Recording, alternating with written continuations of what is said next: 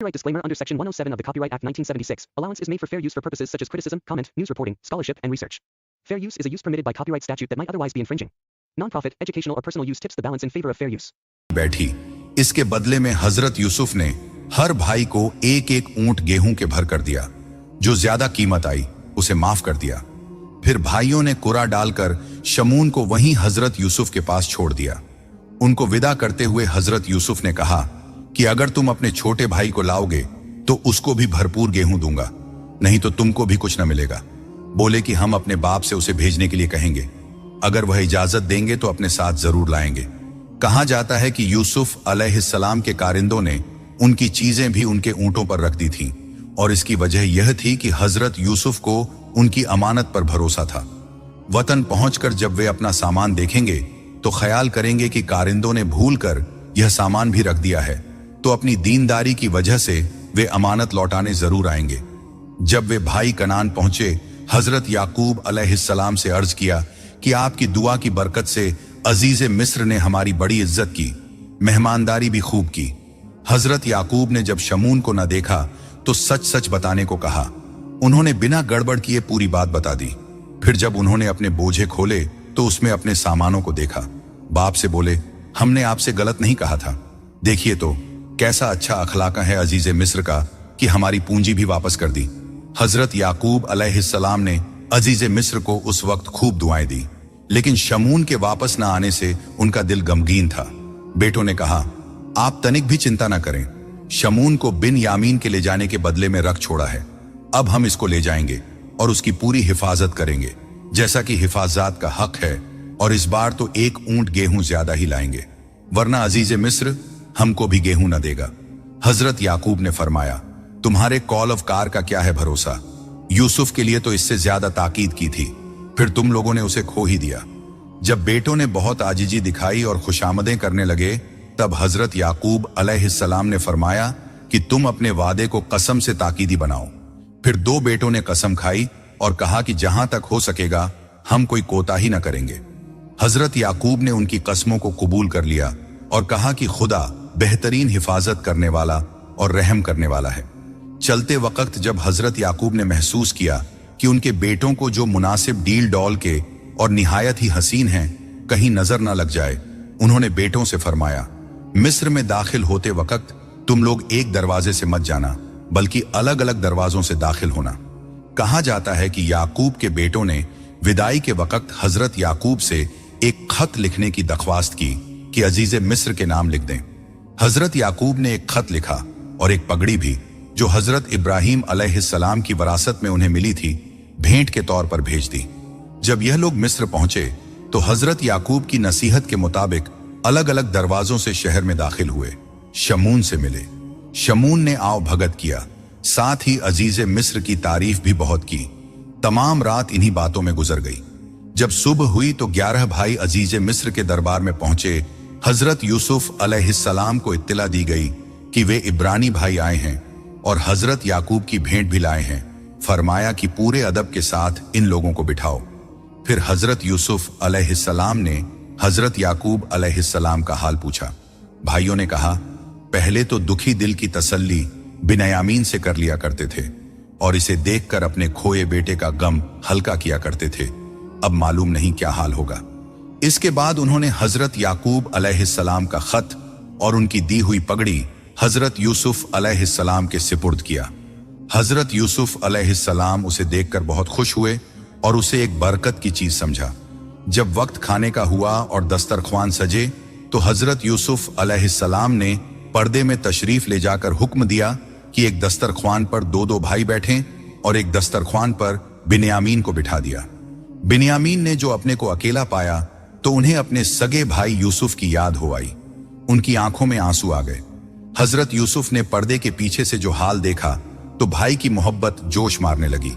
उन्हें अंदर बुलाकर अपने साथ बिठा लिया और फरमाया कि ए बिन्यामीन, तुम्हारे गुम भाई यूसुफ का रोल मैं अदा करूंगा। बिन्यामीन बोले, आप कैसे भाई हो सकते हैं? माना कि आप अजीज मिस्र हैं, लेकिन हजरत इब्राहिम अलैहिस्सलाम से आपका तल्लुक तो नहीं है। हजरत यूसुफ बोले, घबराओ नहीं, मैं ही यूसुफ हूं जो गुम कर दिया गया था।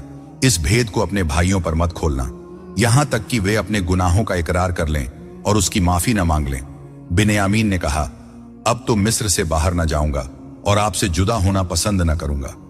फिर कारिंदों से कहा कि भाइयों के ऊंट गल्ले से लदवाएं और हर एक को इनाम व इकराम देकर रुखसत किया और अपने खास आदमी से फरमाया कि खास पैमाना जो बादशाह का है और हीरे जवाहर से तैयार किया गया है बिन्यामीन के सामान में रख दे।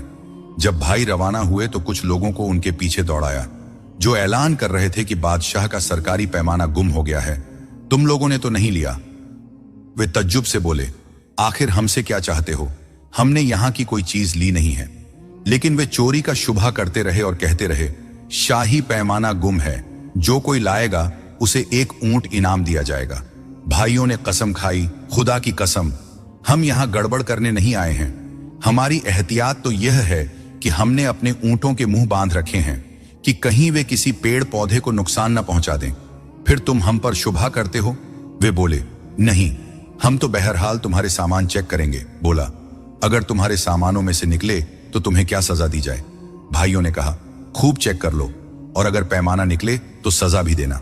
सजा ये होगी कि जिसके ऊंट से निकले उसको गुलाम बना लो।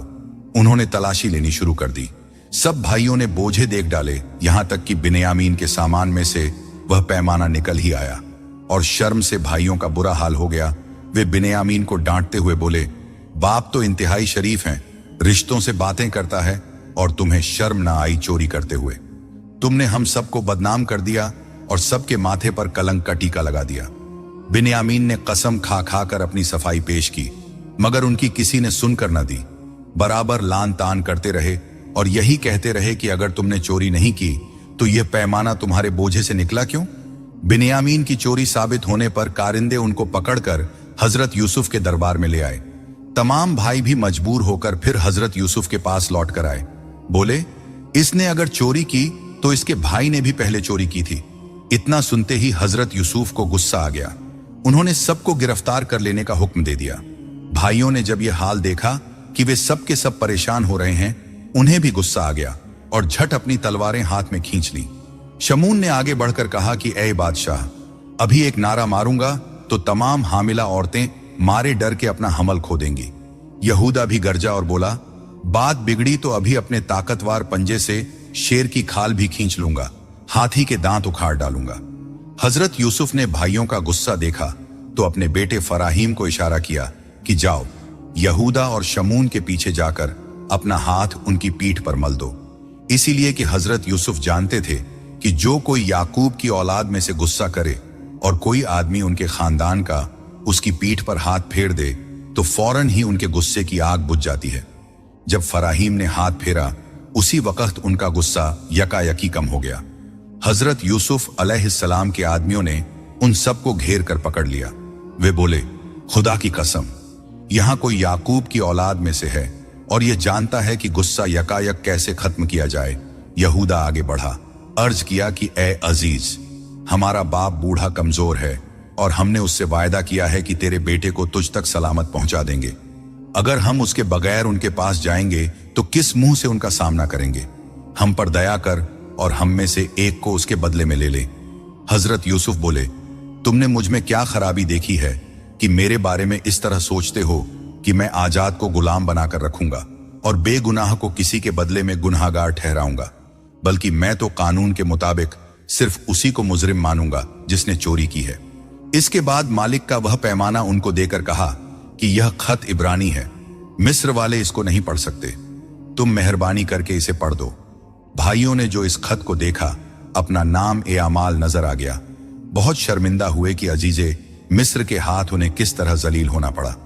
सबके सर नीचे झुक गए, शर्म के मारे जवाब न दिया। खुलासा यह कि जब याकूब की औलाद बिन्यामीन से नाउम्मीद हो गई और कन्नान चलने को तैयार हुई तो यहूदा ने, जिसने हजरत याकूब को पूरा कौल अफकार दिया था, कहा कि मैं तो हरगिज न जाऊंगा जब तक बाप इजाजत न दे या खुदा मेरे हक में हुक्म फरमा दे।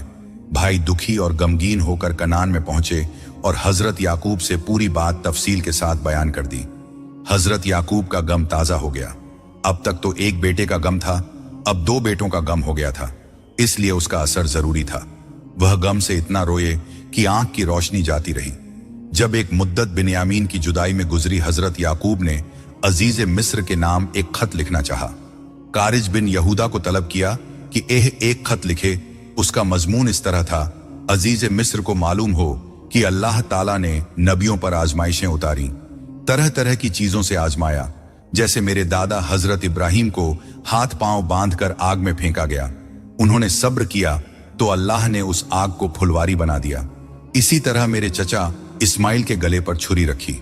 मैं भी एक मनमोहक बेटा रखता था, वह मेरे जिगर का टुकड़ा, आंखों की ठंडक था। उसके भाई उसको जंगल में ले गए और खून से भरा हुआ कपड़ा मुझे लाकर दिखा दिया कि इसको भेड़िए ने खाया है। इसी तरह एक दूसरा बेटा था कि उस गुम बेटे का सगा भाई था, उसके दीदार से दिल को तसल्ली करता था। अब उसके भाइयों ने बयान किया कि उसको अजीज मिस्र ने सजा के तौर पर कैद कर लिया है। ये सब जानते हैं कि नबी के घर वालों को चोरी से क्या तल्लुक, इसीलिए मेरा वह बेटा बेगुनाह है। उसे भेजकर मायूस बाप को तसल्ली दीजिए और इस बूढ़े बाप को इस अजाब से नजात दे दें। इस तरह मैं तुझको बहुत दुआएं दूंगा, और अगर इसके खिलाफ करेंगे तो ऐसी बद्दुआ देंगे कि इसका असर तेरी 7 पीढ़ी तक बाकी रहेगा और कोई इससे बच न सकेगा। कासिद ये खत लेकर मिस्र को रवाना हुए और कुछ दिनों में मिस्र पहुंचकर मुनासिब वक्त में हजरत यूसुफ की